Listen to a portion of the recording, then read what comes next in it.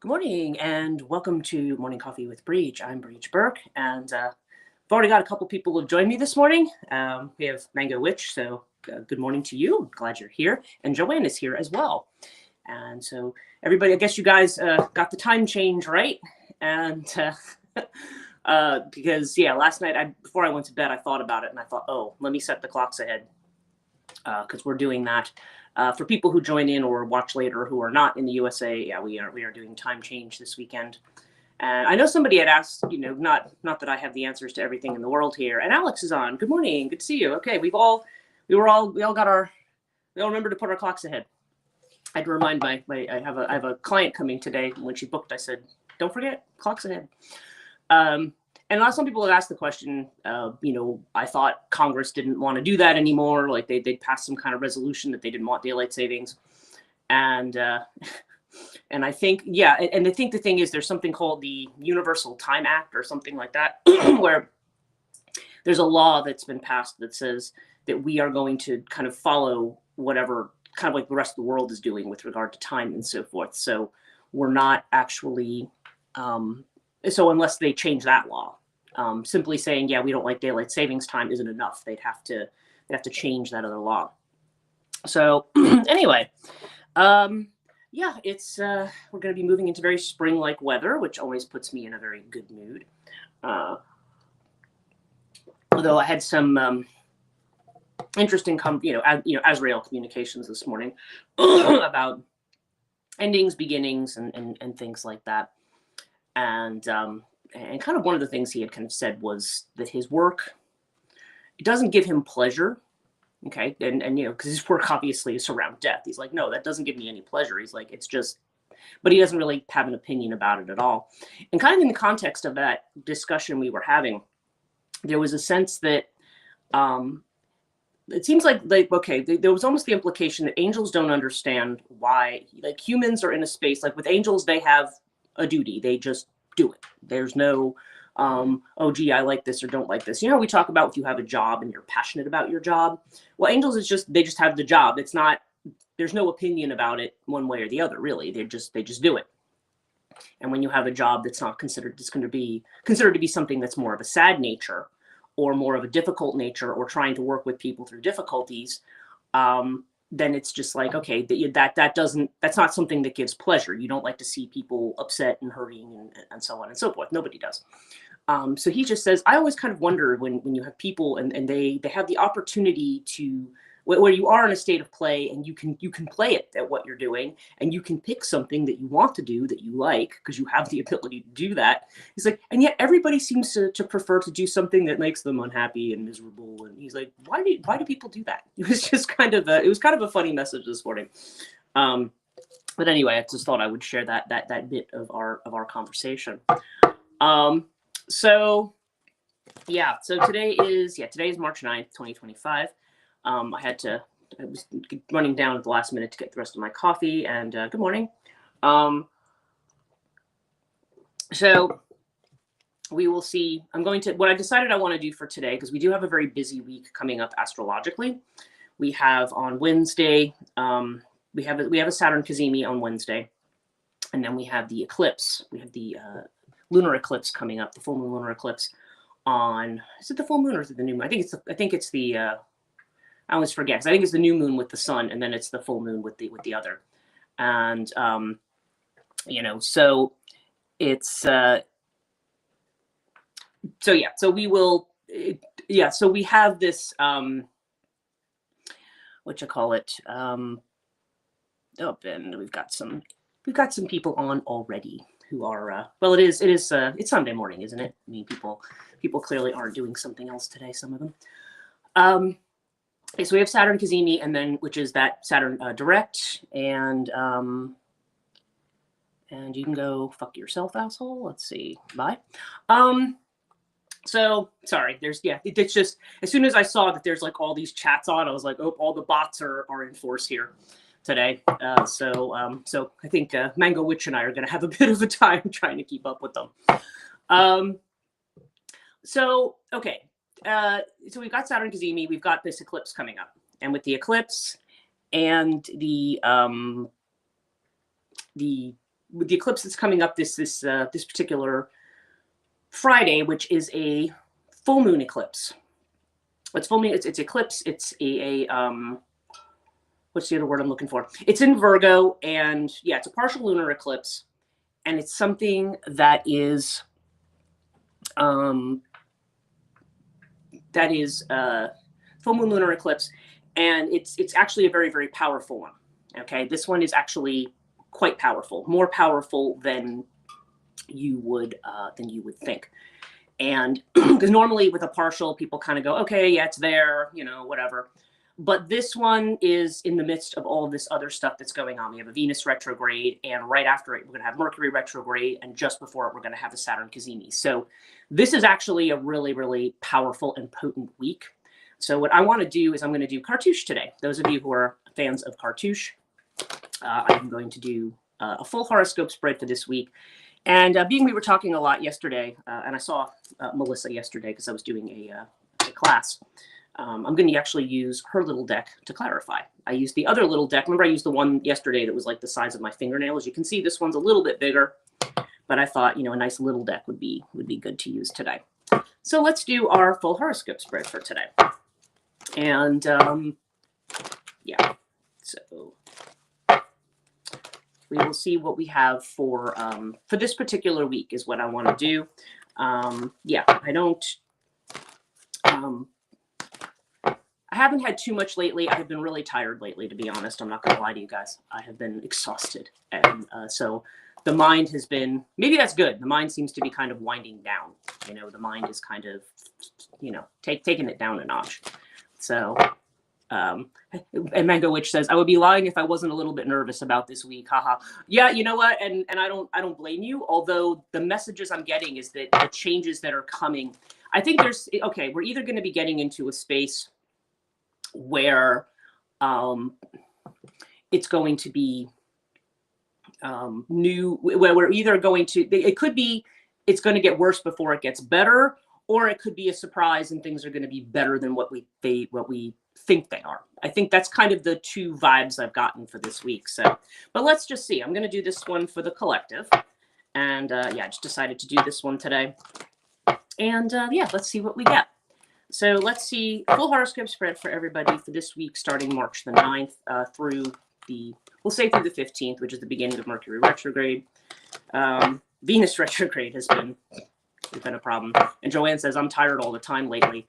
Yeah, it's been really difficult. And oh, and I will mention to people here, I was talking, maybe I did mention this here. I can't remember. I haven't posted it to social media yet, but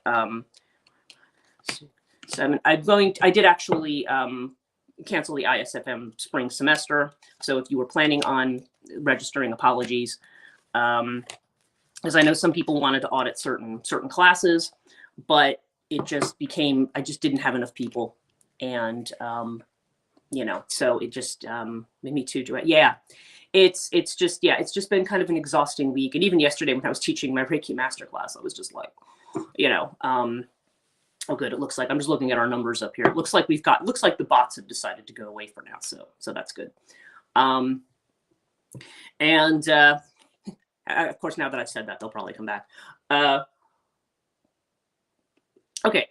So actually, this is actually a pretty good reading for this week. I'm not seeing anything quite catastrophic. I am going to clarify it though with some tarot. Yeah, I just feel like with Venus retrograde too, I feel like there's a lot of pressure on people. I don't know if people have felt a lot of pressure to, for instance, you know, like a lot of people are talking about, oh, I don't feel good. I need to change the way I eat. I need to change how much exercise I get. I need to change. Not that any of those things are really bad, but I feel like we often are, you know, I don't know. I just feel like there's, you know, we might start to get more critical of ourselves and of how we're doing things. And Joanne says, I hate it. Yeah, it's, and also this was an interesting thing that came up this week. A number of people, the most recent last night after I taught my class, there's a number of people who have, who have tooth problems.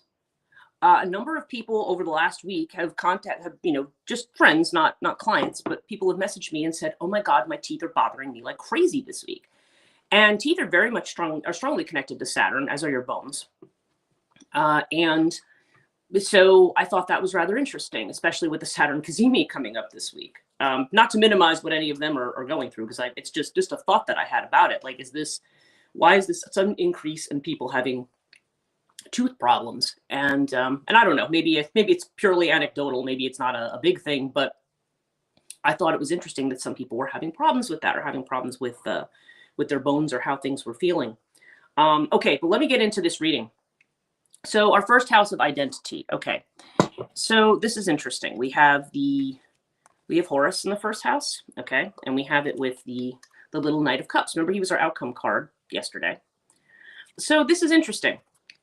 So in the first house, the Knight of Cups, as a personality thing, okay, Horus, first of all, is somebody who is, that's weird, my teeth are so sensitive lately, that's wild. Yeah, and I don't know, this week for me hasn't been terrible with them, but occasionally, I've had other things that are maybe not quite that. I've had other bone issues. I haven't had teeth particularly, but I've had other bone issues. But yeah, it's a very, very strange week with them. Okay, so Horus with Knight of Cups in the first house. So that's, okay, being the first house has to do with our identity, how we present ourselves, our personality.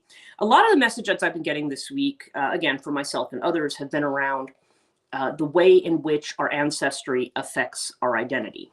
So the things that are kind of built into our DNA that we don't realize. A lot of times those little judgmental voices that we have, and with your bones. Yeah, I can imagine. I think you've said that. Yeah, I can imagine. That we are, like, okay, Horus is usually somebody who's very popular and very charismatic, and something, people look at you and they recognize you and they like you for what you're doing. And with Knight of Cups, that to me almost is somebody who is emotionally open, right? Like, this is saying moving to a space of being more emotionally open, waiting for the invitation, willing to accept the invitation. And Joanne says, getting older sucks. Yeah, well, yeah, it certainly a lot of aspects of it do, especially in the body. But Horus is, but I feel like Horus might be more about healing, and I feel like it may be more about healing family trauma in this case. Like, we may have certain expectations that are placed on us that we're not totally conscious of. And I don't know why, but Horus to me has a very strong family vibe, and it feels ancestral. Remember, Horus is the son of Osiris, and Osiris is often kind of seen as this father figure. So it's almost like child energy, this sense of how we, as the child, the expectations of the generation before us. But it's almost like saying, changing things around and waiting for the invitation, maybe rather than feeling that we have to take everything on ourselves. That's kind of the way I'm feeling about this first house today, which is not always a traditional way of looking at these cards, but that's kind of what I'm feeling about it today. Now, financially, this is interesting.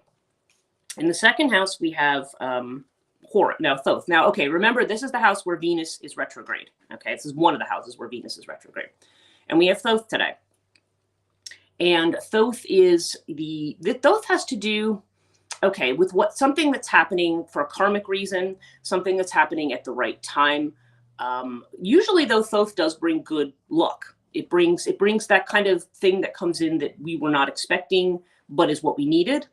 But we have it with the Ten of Swords. Now, so the Ten of Swords tells me that there's an ending. There is a definite ending of something. Now, being this is second house with Venus, remember, this is a time where we are reevaluating perhaps our finances. We may be reevaluating, our attitude towards stuff, towards luxuries, towards different things. Ten of Swords could indicate deciding to empty out, to free ourselves, or to end an attachment to something. It's also about values. And that, I think, connects in with what we're seeing in the first house. Something about our values is coming to an end. Something that is absolutely dead and not serving us. Okay, that's kind of what I feel like. There's like almost a karmic turning point here for a lot of people, where now maybe our attitudes towards money, maybe our attitudes towards what we value, and what we think we should be striving for, or what we think is important. It does seem like there's some kind of an ending that is going to create this, we'll call it a karmic shift. I feel like the word karmic sometimes is overused in some of these cases. But yeah, we'll see. So yeah, so this is so far we're definitely seeing this sense of Venus retrograde bringing about profound change. And I think also with the eclipse, I just a few extra cards that had popped out towards the end. I did get our Eight of Cups, and the Eight of Cups does have a this eclipse right over it. This is actually more of a solar eclipse, I think, but although it is the moon, yes, the moon covering the sun, yeah, it looks more like a solar eclipse. But we are definitely in eclipse season, and as you can see, there's a sense of walking away with this. Okay, this guy is walking away, walking away from what he has, what he's valued. He or she, actually, it's hard to really tell from the picture. But yeah, there's some definite something with regard to what we value. It could be something that we lose. And I don't want to scare anybody with that, because I don't think it's like, oh, you know, suddenly you're going to have no money. But sometimes what we lose brings us to where we really need to be. That was a conversation I was having with somebody yesterday about when there were a whole lot of losses, like, you know, there was like a job loss, there were changes in a relationship, there was something that went on, and then they said, yeah, but they actually brought them to a better job, a better place, you know, better things. So sometimes what ends brings us to something that's good. Okay, third house. This is to do, okay, remember Mercury's about to go retrograde. So it's interesting. We have Bastet here. So Bast is the happiness card. It's a very social card, but also it has to do with our intuition, what messages that we're getting from intuition, because I feel like the third house has to do with messages. And I feel like, again, we're going back to the idea that your intuition is going to be the thing you really want to trust more than what you're hearing. Bast is also a card of caution. It's the cat card. Bast is the cat goddess. So think about the fact that cats, how do cats behave? I mean, cats are kind of chill, and they can be sociable or not, I guess, depending on how they are. But cats usually have this way about them that is, how do I want to put it? It's that cats can be very cautious.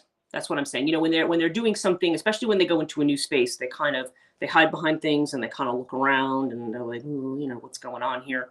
That's very, you know, cat-like behavior. So there's a happiness here. There's a relaxed element, but there's also a sense of caution with this card too. And this is showing up in the House of Mercury. Now we have it with strength, okay, which is Leo energy here. And I think this is a reminder here. This more traditional strength card, again, we see the woman with the Leminsket over her head, and she's closing the jaws of the lion. So I feel like that's almost like a cautionary thing. Watch how your lion energy comes out this week, for lack of a better way of putting it.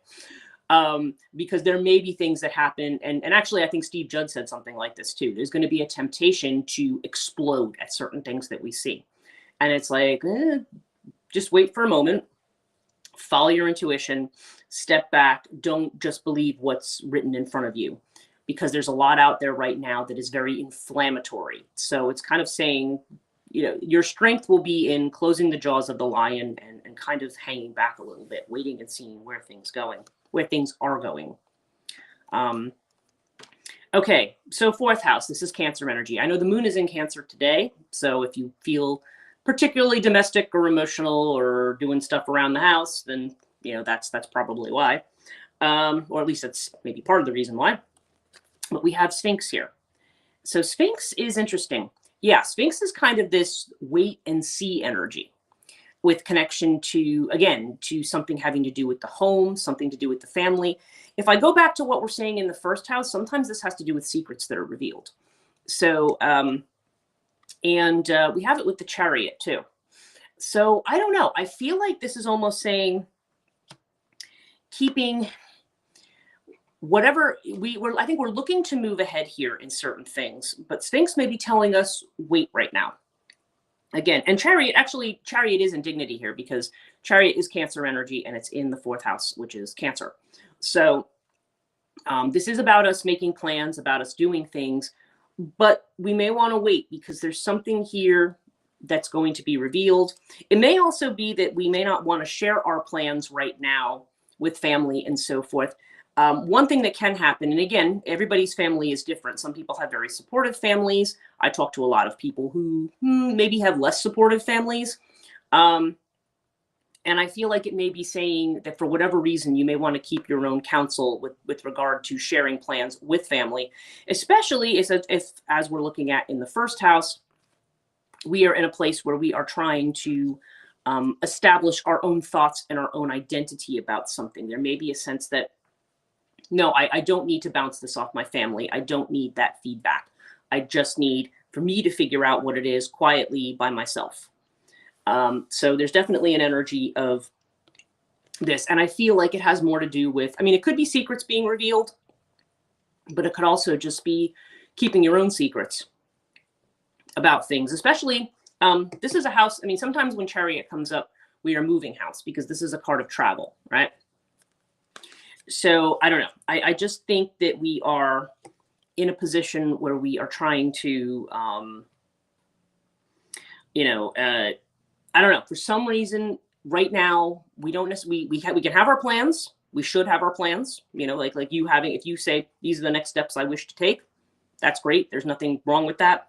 But I almost feel like when Sphinx shows up, we have to either wait for more information or for whatever reason, we don't necessarily want the feedback, particularly of family right now, because I feel like if we're trying to break away from traditions and past ways of thinking, that sharing things with family is just going to say, oh, well, but you should do it this way, or you should be like this, or, oh, no, you shouldn't do that, or this.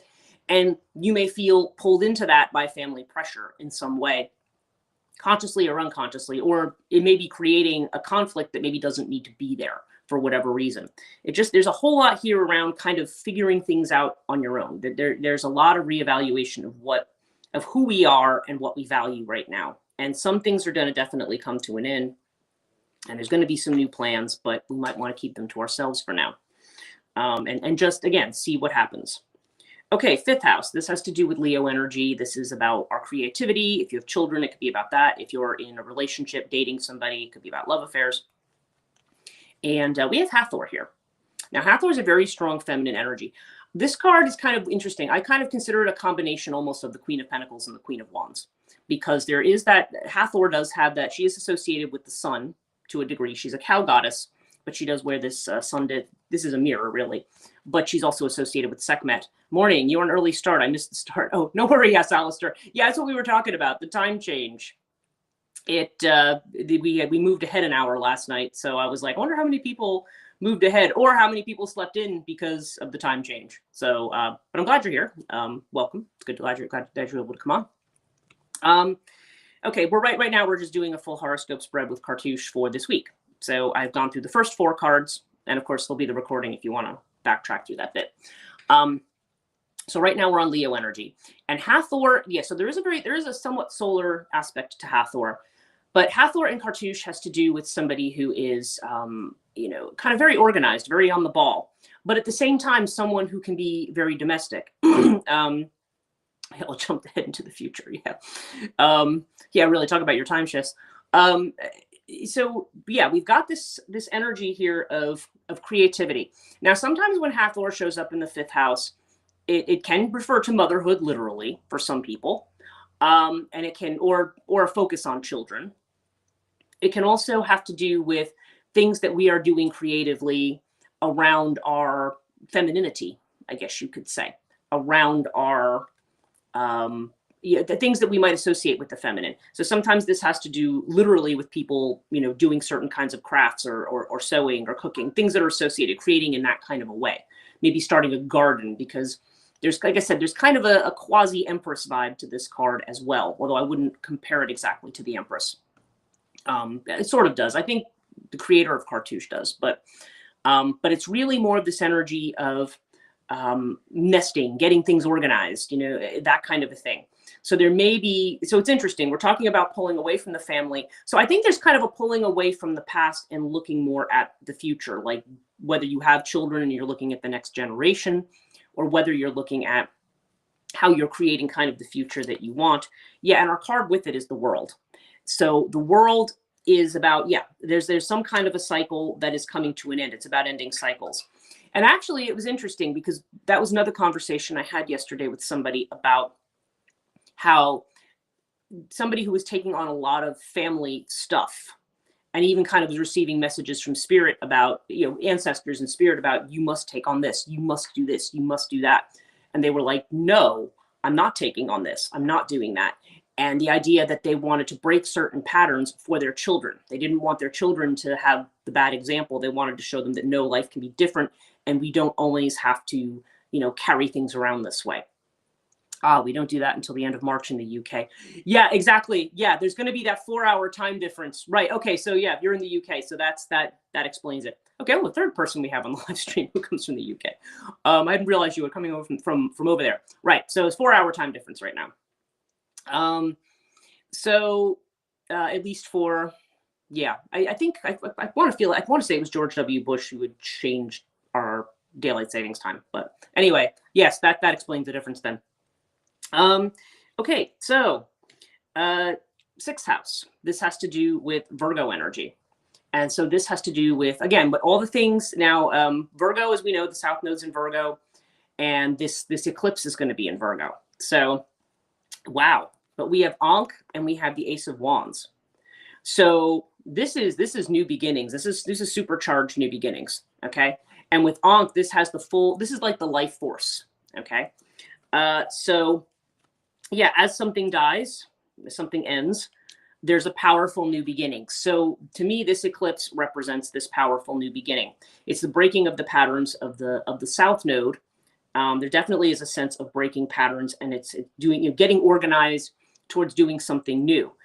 This does seem to promote an improvement in health, a burst of energy, of things getting better of these things. So that's, I think, good news for all of us who are complaining that this is bothering me and that's bothering me. And so I feel like that's good news. Like there's going to be, it's either going to be a flash of inspiration or it's going to be a flash of energy. But whatever it is, we're being propelled towards the future, towards this, towards whatever our North Nodal energy is. If we want to look at the South Node as being like K2, then there's a sense of liberation here. There's a sense of new life, new beginning that's coming in. So it does seem like the eclipse is going to be ushering in it's the beginning of the very positive change. Okay. Now, 7th house has to do with Libra energy, and that is relationships, usually committed partnerships, legal partnerships, things like that of all kinds. I mean, oftentimes they call it the marriage house, but as we know, Libra's also the scales of justice. So sometimes there's some legality to that as well, or finding balance. And we've got Pyramid with the 7 of Wands. Okay, Pyramid is a card of tests.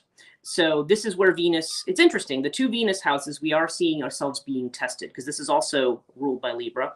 Oh, by the way, though, the Mercury rules Virgo.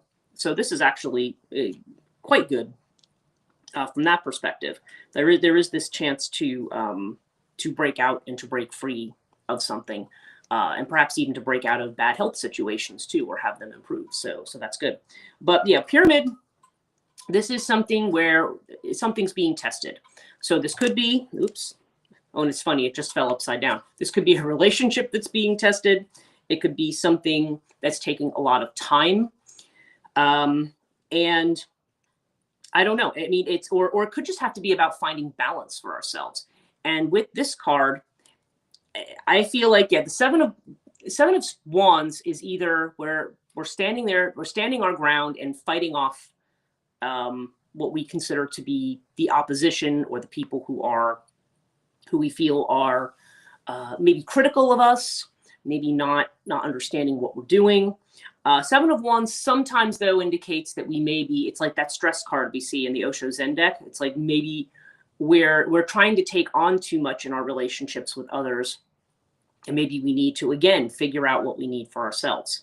So there's a sense of, Venus retrograde is about reevaluating partnerships, reevaluating the past, like where we're going with things. So, so I don't know. So there seems to be something in regard to either a specific partnership that we have, or it can have to do with balancing. Like there's something about that where we feel like we're being tested. But I kind of feel like the message is, when I look across at the 1st house, is trying to really set your own boundaries, to say, look, this is what I'm responsible for. Ultimately, we're responsible for ourselves. And when we are with a partner, we want to be supportive of that partner. But at the same time, it's not our job to carry everything for them. Now, again, if people are not married or not in a committed relationship, this can be other kinds of partnerships. If you're in a business partnership, it could be, maybe you're taking on a lot of that and that's not your responsibility, or maybe the other person needs to take more responsibility. Or whatever it is, there's some areas of life where you are taking on too much, and there's the sense that you need to figure out, and when you have this ordeal card, it can be like, there could be some people who are like, I don't like the fact that you're not taking on all my stuff, and there could be some pushback, but ultimately it's what you need for yourself. And in any relationship where somebody feels that it's your responsibility and duty to carry them, and to carry them emotionally, their path, their journey, then no, it's not. You're not responsible for that at all. Okay, 8th house. Here's where our endings and beginnings are. Scorpio. This is the house of transformation. And yeah, we do have Anubis here. So when Anubis shows up in the 8th house, I always feel like, yeah, we're being guided through some kind of big transformation here. And the transformation has to do with the 3 of Wands. This is, okay, so when you look at this card, what do you have here? You have the guy looking out over the water, and he's got his 3 wands, and he's looking. And in the distance, there are ships that are coming in. So yeah, we are waiting for our ship to come in. That may be the thing that we are waiting for. We are waiting for that opportunity to come. 3 of Wands is a willingness to reach out and to work with others, and it's a willingness to manifest what it is that we want. We're waiting for that invitation that we're seeing in the 1st house. So we need to be inviting of that ourselves, and then at the same time, we also need to wait and have that come to us. So I always feel Anubis there is a very good sign that we are going to be guided through whatever transformations are going on, and we'll be able to see these new opportunities coming in. 9th house is Sagittarius. And Sag has to do with, expanding our horizons. Jupiter's in Gemini right now. And it has to do, it's definitely connected with communications. On the plus side, this can expand our reach of things, our ability to potentially travel. It could be a spiritual thing, can have to do with higher education and things like that. But Jupiter energy, sometimes in Gemini, you also have to be careful sometimes that people aren't overstating something, because sometimes Jupiter can go a little beyond. But we do have the Earth card here. Okay, so there's something financial here. So there's some way that that we can expand our horizons financially, whether this has to do with doing something at a distance. Doesn't have to be abroad, but just at a distance. Or whether this has to do with education, okay? Whether you're making money from education or you're maybe investing money in your own education, could go either way. Again, this is also the house of spirituality. So I don't know, this can also be an indication that we need to keep our feet on the ground to some degree and see where we're at. Yeah, and we have it with the 7 of Pentacles. So the 7 of Pentacles, yeah, again, there's this idea of waiting. Like Earth is saying, focus on the practical, focus on the nitty gritty, the day to day, or working through things one day at a time. In terms of travel, I don't see Earth to be a card of travel, so I don't see it. And Mercury retrograde's not a great time to start traveling anyway. I mean, if people have to, then they just need to be aware that there could be delays and some things.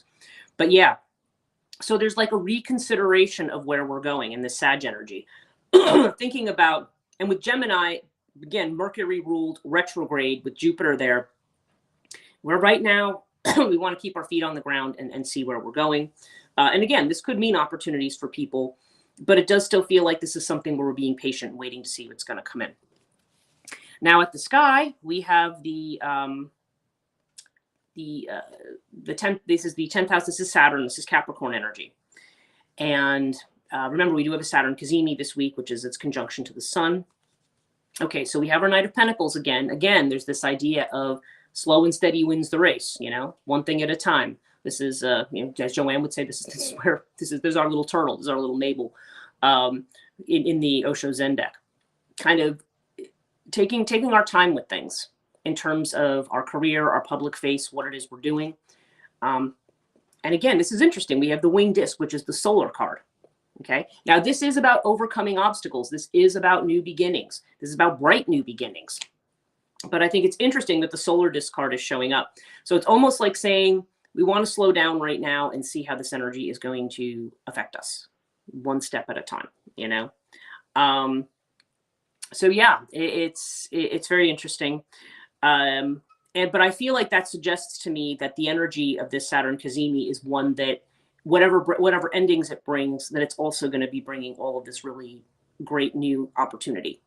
Okay, that there's all this new opportunity that's going to come in. Difficulties, wing disc always indicates, it's like the sun card. It shines a light on something. It overcomes difficulties. And so yeah, so that actually looks quite good. But again, there's a whole lot here of keep your feet on the ground, keep focused, and remember, you know, kind of wait this period out and see how things are going here.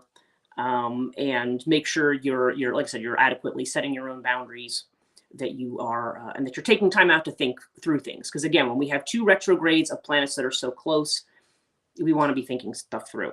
Okay, now the 11th house, which is Aquarius energy, this is about our social networks. This is about the people around us, our friends, the kind of support we have. Like I said, whether they're friends or just people, you know, like people on here, people on social media, people in different places. You have this, but you also have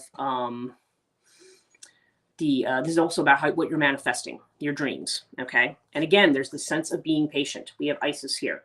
Isis is kind of that mysterious element that we're waiting for, and we have it with the 9 of Swords. So the 9 of Swords can indicate that we have worries, and it's interesting that a lot of this is coming up around relationship or around our social network.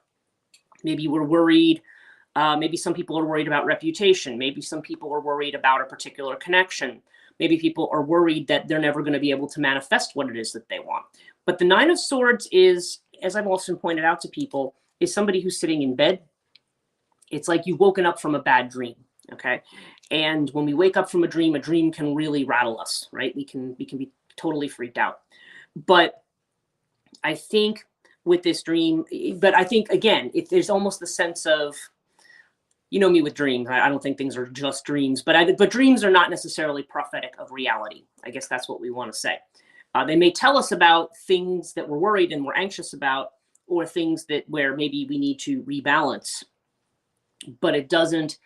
It's not necessarily speaking in literal terms. So that's the catastrophizing that we do. That we say, oh, you know, this is happening, so therefore this isn't going to happen, and then that's not going to happen, and then I'm going to lose this, and I'm not going to have that. Like we kind of run down the line.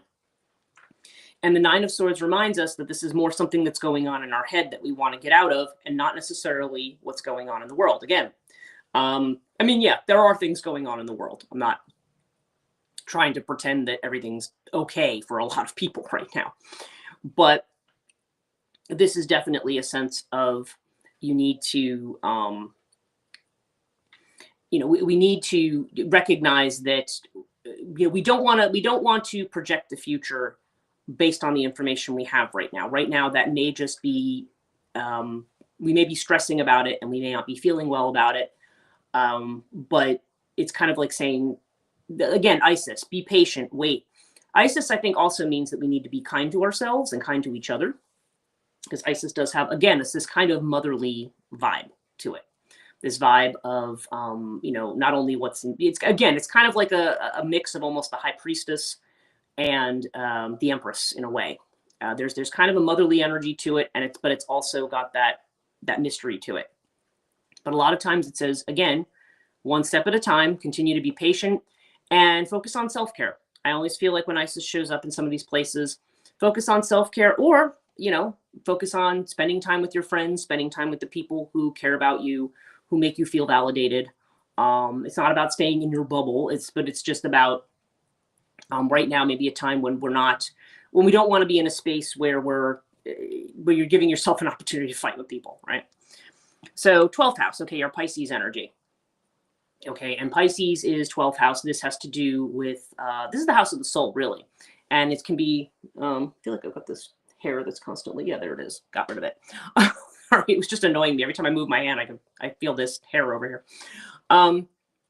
This is the house of the soul. This is a house of potentially our self-undoing, but it's also our house of liberation. It's the house of all of our potential to be free, but also our potential to be kind of trapped by the mind. It kind of goes both ways.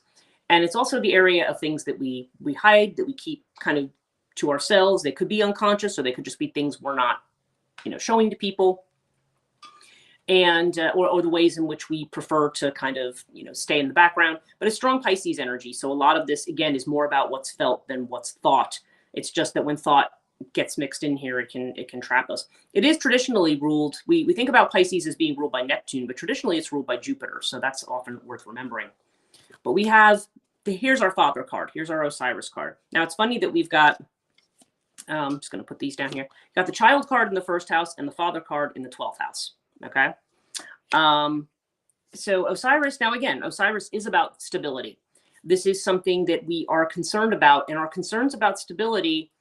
I mean, okay, on the one hand, it can indicate that, what's going on, that you are on stable ground. But I think also Osiris can be that there's worries that you're on stable ground, or that you're determined to preserve a kind of stability. And we have this, but we have it with the 5 of Cups. So there's a sense of, we need to let go of the past. Stability to us may be wanting to recover what's in, it's hard to see it on this version of it, but you've got these spilled cups here, right? And we're mourning that. And it's like, no, look at the cups that are behind you. That's where you want to go. That's the house that's exactly opposite it. We have this new beginning.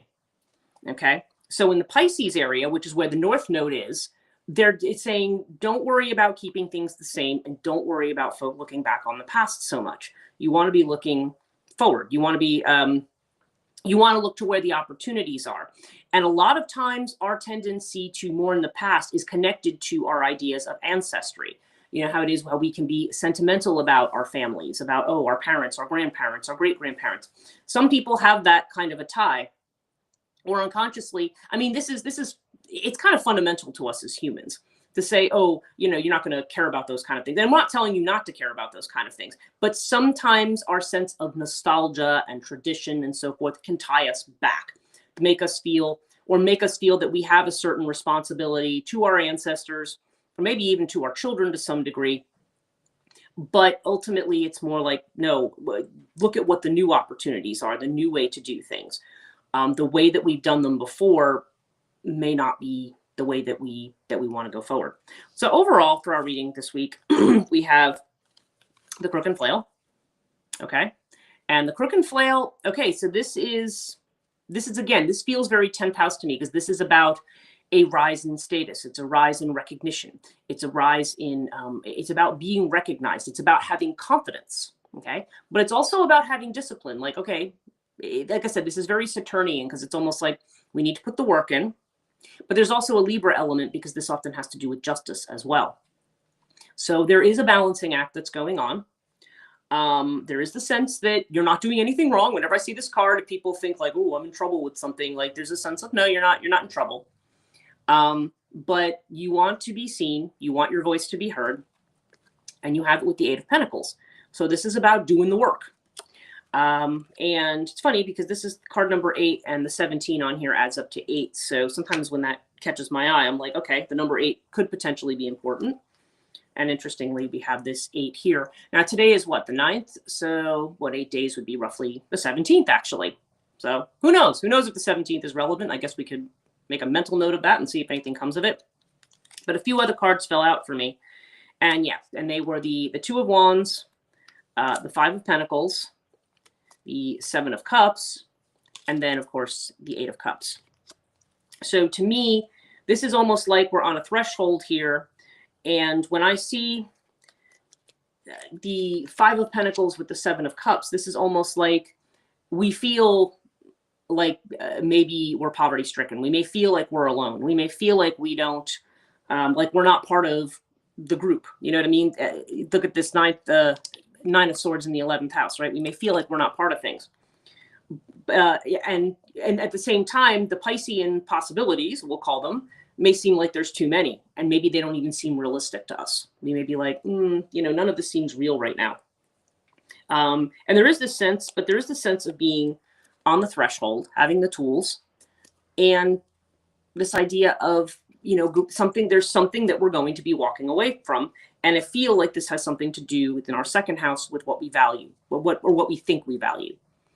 And for some people, that could be a job, saying, you know what, this job was great for a while, but this is not where I'm at anymore. This is not where my passion is. This is not where my happiness is. And if you missed the beginning of the live stream, I had a message from Azrael where he was kind of talking about the way in which angels have kind of a sense of duty. And when they said, human beings have such an opportunity to play. And he's like, and they just think it's really strange that when we have the opportunity to play, because we can just assume different roles and we have the free will to say, you know what, I want to be this, I want to be that. Whereas angels as intermediaries have a specific task, and they're like, you have this great thing of being able to kind of do what you want, but yet everybody feels like, no, I have to do this thing that I hate. Like, why do you do that? So I don't know. There seems to be an element of that here. But okay, overall advice, since we're just getting past time here, is there could be some tests and challenges, particularly like in these Venus, Mercury type areas. So potentially in finding balance in your life, in managing the expectations of others, finding your own boundaries. You may be worried that you're not going to be able to go forward and do things, but it's telling you to keep your feet on the ground. Don't judge by what's going on right now. It's perfectly okay to start thinking about your plans and everything, but don't judge what the outcome is going to be at this point. We need to wait and see where things are going to go and be open to opportunities. And I feel like there is a disconnect from the way things were done before. And again, it doesn't matter what your family situation is. Some people have terrible family situations. Some people have great ones. But whatever it is, you're not necessarily doing things just the way it's always been done. And there's going to definitely be a shift in that. But the fact that in the house of the eclipse, I'm seeing the Ankh with the Ace of Wands, I mean, this is the potential for a powerful new beginning to have the life that you want. So, and Joanne says, thanks, have a great day. So I guess you're going to be heading off. And yeah, I'll just take that as a signal too, that maybe people need to move on with their day. So I'm going to get off too. Thank you guys so much for joining me today. I appreciate all of you. And yeah, I will see you. Tomorrow is Monday. Yeah, I'll be on again tomorrow morning. So I will see you then. Have a great start to your week. And, yeah, we'll be excitedly seeing what's going to happen by the end.